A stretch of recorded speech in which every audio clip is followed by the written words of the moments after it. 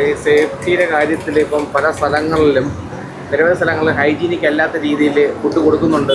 Road സൈഡിൽ അതിന് എന്തെങ്കിലും ഇപ്പം കണ്ട് ചെയ്ത ഫൈൻ അടിക്കുകയോ അങ്ങനെ എന്തെങ്കിലും ചെയ്താൽ നമ്മുടെ മെയിൻ ചെക്ക് ചെയ്യാറുള്ളത് ഈ ഫുട്പാത്ത് കൈകാര്യമുള്ള കച്ചവടമാണ്.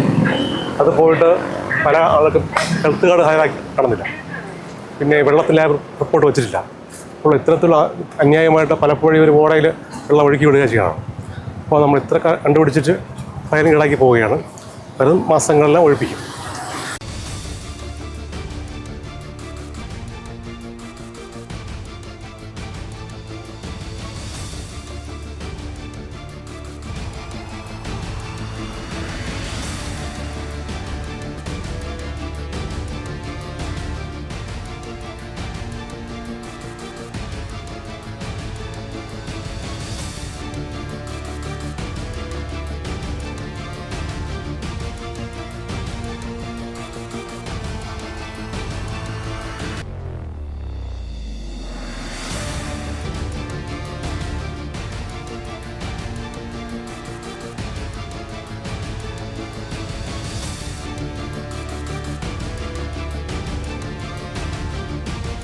അതുപോലെ ഈ പ്ലാസ്റ്റിക് നമ്മുടെ തട്ടുകളിലും പ്ലാസ്റ്റിക് യൂസ് ചെയ്ത് കവറുകൾ യൂസ് ചെയ്ത കറിയും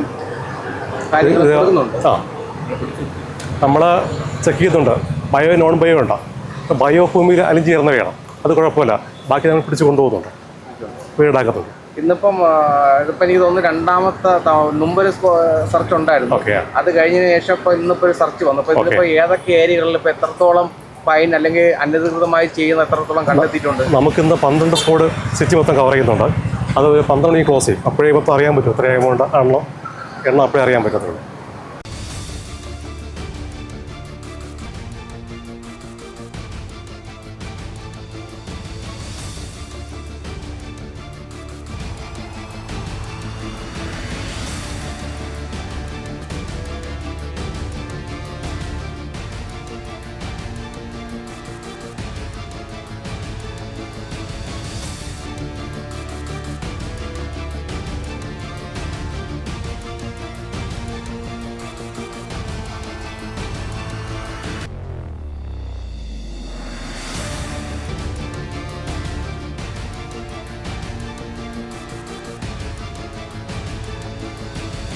ഇതിപ്പോൾ എന്തെങ്കിലും പരാതിയോ തുടർന്നുണ്ടെങ്കിലും ആണോ അതോ റെഗുലർ ചെക്കിംഗ്? നമ്മൾ എല്ലാ സ്കോഡും ചെക്കപ്പ് ചെയ്യില്ല.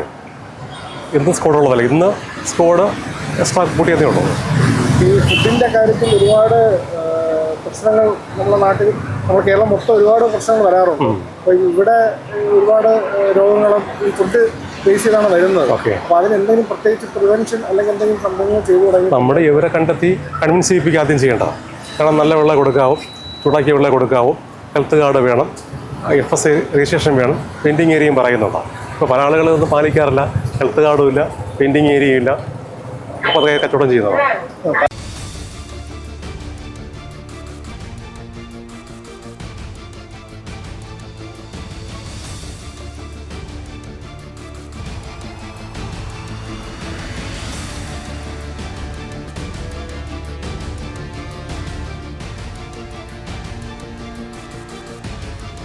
പലയിടത്തും ഈ അന്യസംസ്ഥാന തൊഴിലാളികളെ വെച്ച് ഉടമകൾ ജോലി എടുപ്പിക്കുന്നുണ്ട്. ഹൈജീനിന്റെ കാര്യത്തിൽ വളരെ മോശമായിട്ട്.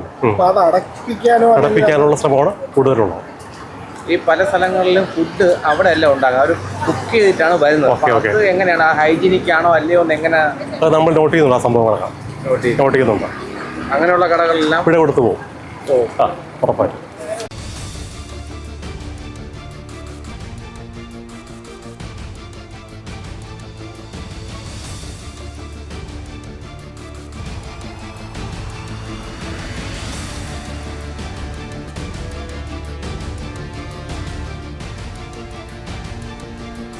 അതുപോലെ ഈ നടന്നു പോകാനുള്ള ഒരു വഴിയാണല്ലോ ഈ ഫുട്പാത്ത് എന്ന് പറയുന്നത്. അപ്പൊ അതിനാണ് 90% കടകൾ പ്രവർത്തിക്കുന്ന അവിടെയാണ്.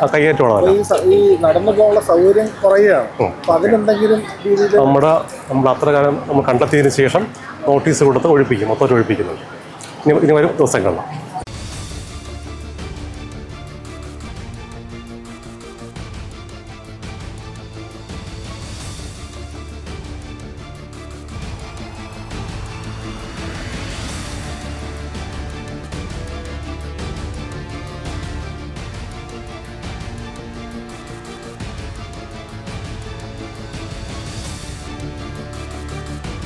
ഇപ്പോൾ ഈ തട്ടുകടകൾ എന്നൊക്കെ പറയുമ്പോൾ കൈ കഴുകുന്നതും മീൻസ് വാ കഴുകുന്നതും എല്ലാം റോഡ് സൈഡിലാണ്. ഓക്കെ. അപ്പോൾ ഇത് ഒരുപാട് പേര് നടന്നു പോകുന്ന ഒരു സ്ഥലമാണ്. അപ്പോൾ അതിനെന്തെങ്കിലും ഒരു നമ്മുടെ ഇത്തരത്തിലുള്ള പ്രവണത ഒഴിവാക്കുന്നതിലേക്ക് വേണ്ടി ഫൈൻ കൊടുത്ത് പോകണം ഇപ്പോഴും തന്നെ കണ്ടെത്തുമ്പോഴാണ്. അടുത്ത നോട്ടീസ് കൊടുത്ത് തന്നെ എല്ലാം മൊത്തം ഒഴിവാക്കും എല്ലാവരും.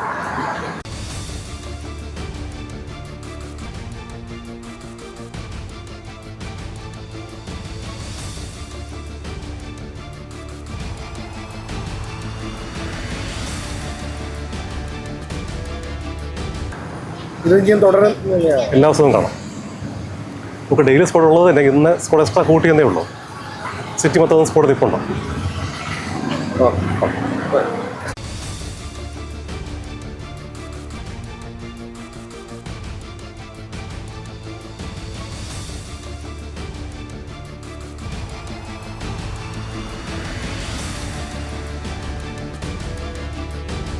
അതായത് സിറ്റിയിലെ 45 വാർഡ് കവർ ചെയ്യുന്നുണ്ട്. അപ്പോൾ 12 സ്ക്വാഡ് ഇപ്പം തന്നെ ഇവിടെ നാലാഞ്ചിറ, പരുത്തിപ്പാറ, കേശവദാസപുരം എല്ലാം ഇപ്പോൾ 4 സ്ക്വാഡ് ഒരുമിച്ചാണ് നീങ്ങിയിട്ടുള്ളത്. പ്രധാനമായിട്ട് നോക്കുന്നത് വെള്ളം ഓടയിലേക്കാണ് ഒഴുക്കുന്നത്, പ്രോപ്പറായിട്ട് അത് സംസ്കരിക്കുന്നുണ്ട്. അപ്പോൾ ഇവർക്ക് ഇപ്പം നമ്മൾ അറിയിപ്പ് കൊടുത്തിട്ട് ഇവരെ മീറ്റിങ്ങിലേക്ക് വിളിക്കുകയാണ്. വെള്ളം പ്രോപ്പറായിട്ട് ഇവരെ കളക്ട് ചെയ്യാനുള്ള ഒരു സംവിധാനം ചെയ്യാൻ പോവുകയാണ്.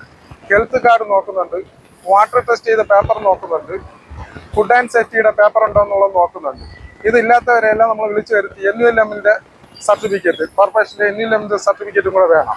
അപ്പോൾ ഇതെല്ലാം നോക്കുന്നുണ്ട്. ഇല്ലാത്തവരെ ഓഫീസിലേക്ക് വിളിച്ചു വരുത്തി. ഇപ്പോൾ ഒരു ശക്തമായിട്ടുള്ള വാണിങ്ങും ശുദ്ധമല്ലെങ്കിൽ അല്ലെങ്കിൽ സാനിറ്റേഷൻ കണ്ടീഷൻ തൃപ്തികരമല്ലെങ്കിൽ നടപടിയെടുക്കാനും കൂടെയാണ്.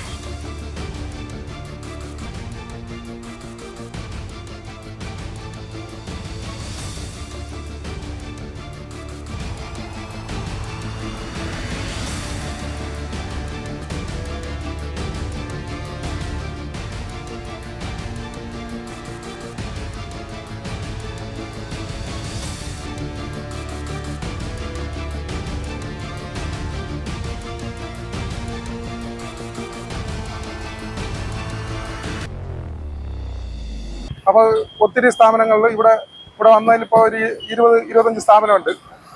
ഒരു 5 സ്ഥാപനത്തിന് വരെ വെള്ളം ഒഴുക്കുന്നതിനൊക്കെ ഫൈൻ അടിച്ചിട്ടുണ്ട്, ചെറിയ ഫൈനുകൾ അടിച്ചിട്ടുണ്ട്. ഇവരെല്ലാം മേയറുടെ സാന്നിധ്യത്തിൽ കോർപ്പറേഷനിലേക്ക് വിളിച്ചു വരുത്തി ഇവർക്ക് വേണ്ട സൗകര്യവും ചെയ്തു കൊടുത്ത് പറ്റാത്ത കടകളെ നിയന്ത്രിക്കാൻ 35 സ്ക്വയർ ഫീറ്റിന് മുകളിൽ തട്ടുകടകൾ പാടില്ല. ഇവിടെ വന്നപ്പോൾ 100-ഉം 150 സ്ക്വയർ ഫീറ്റ് ഉണ്ട്. ചില കടകളാണെങ്കിൽ 35-40 ഒക്കെയാണ്. അപ്പോൾ ഈ 35 സ്ക്വയർ ഫീറ്റിൽ തട്ടുകടകളെന്ന് പറഞ്ഞാൽ 35 സ്ക്വയർ ഫീറ്റേ പാടുള്ളൂ. അതാണ് വഴിയോര കച്ചവടത്തിനുള്ളത്.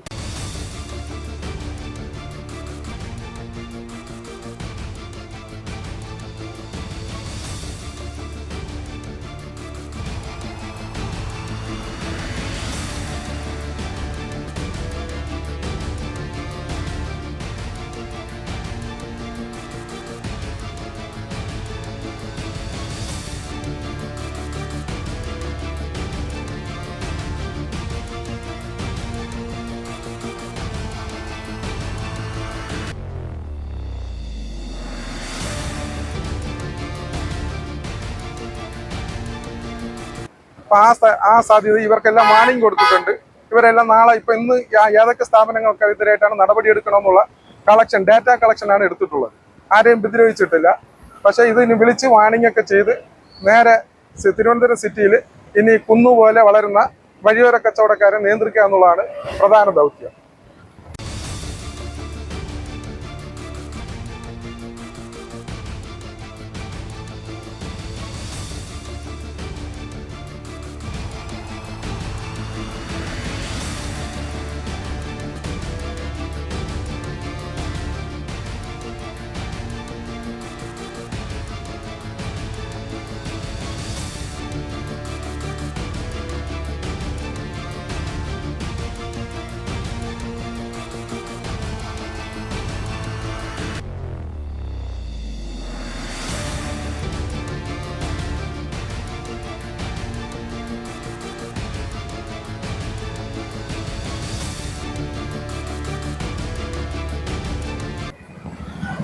പരാതിയുടെ അടിസ്ഥാനത്തിൽ വന്നതാണ്? അല്ല, നമ്മൾ അവർക്ക് ഈ വെള്ളത്തിന്റെയും സാനിറ്റേഷൻ മറ്റേ ഷിഗല്ലയുടെ ഇത് വെള്ളത്തിന്റെ ടെസ്റ്റ് ഹെൽത്ത് കാർഡ് അതെല്ലാം ഉദ്ദേശിച്ചാണ് പകർച്ചപ്പനി നിയന്ത്രണത്തിനും കൂടെ വേണ്ടിയാണ് വന്നത്. NLM ലൈസൻസ് ഇല്ലാത്ത കുറെ സ്ഥാപനങ്ങൾ ഇപ്പൊ കണ്ടെത്തിയിട്ടുണ്ട്. അപ്പൊ അതിനെതിരായിട്ട് നടപടി വരും. അപ്പൊ ലൈസൻസിന് വേണ്ടിയുള്ളതെല്ലാം നമ്മൾ നഗരസഭയുടെ സ്റ്റാൻഡിംഗ് കമ്മിറ്റിയും മേയറും എല്ലാം തീരുമാനിക്കും ഇതെന്താ നടപടി സ്വീകരിക്കണോ. ഇപ്പൊ ഞങ്ങൾ നടപടി സ്വീകരിച്ചു വരുന്നുണ്ട്, നോട്ടീസുകളൊക്കെ കൊടുക്കുന്നത്.